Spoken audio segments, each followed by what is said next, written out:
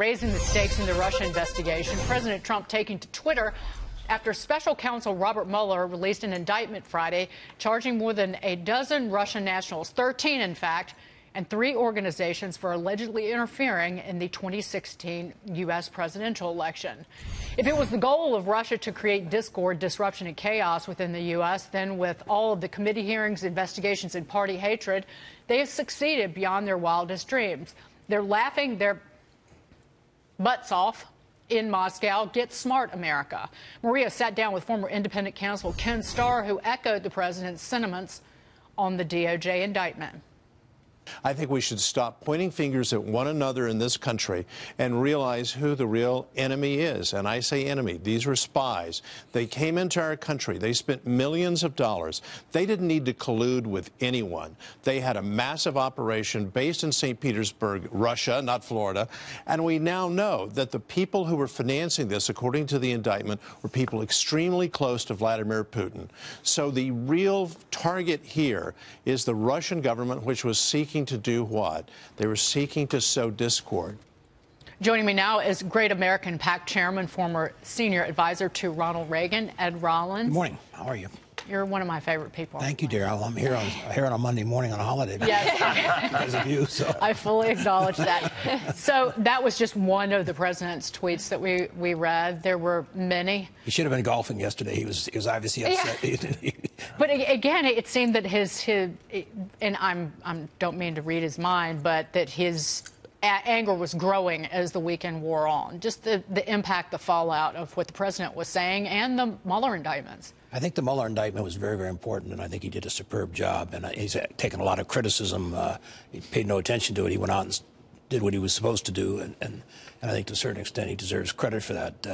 The president wanted to be vindicated. The president will be vindicated, I think, over time, but that was not the purpose of Friday's program. And I think it was the frustration the president's had that for a year he's spent sort of all this nitpicking and what have you. And I think this is a very extensive operation. I think it's very important that Mueller and his team went and found these people.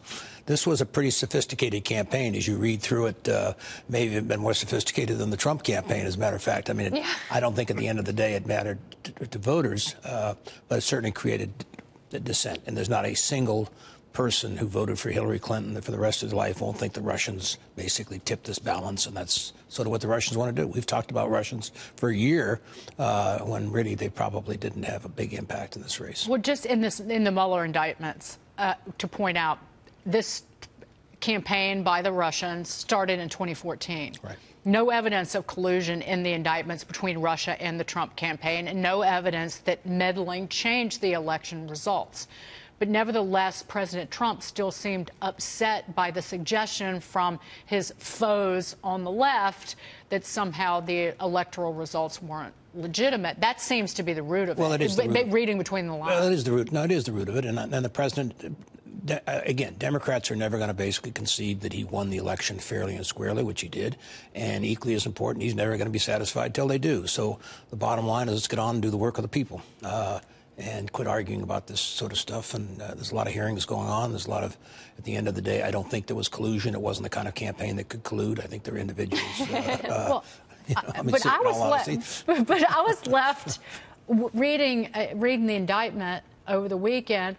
Where were Google, Twitter, and Facebook in all this? And where were President Obama's intelligence directors? I think the real story, and it came out yesterday in Sessions' interview with Maria on her Sunday show, that they have 27 investigations going on of felonies of leaking, and leaking was where a lot of this stuff has been done, and obviously that's against the law. It's a violation of federal law, and the quicker they come to some conclusions there and some indictments, I think it'll be very important. Well, there was a shift yesterday in the Sunday shows when you saw Adam Schiff actually putting some blame on President Obama for not dealing with Russian interference. And I think that's the first time we've seen such a high-level Democrat do that.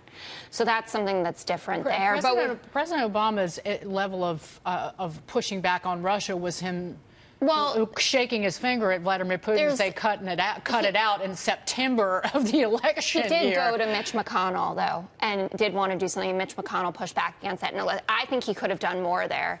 And I agree with Ed that this weekend certainly should have been about getting on with the work of the people and those victims and the families from Parkland. It should have had nothing to do with Russia whatsoever for the president.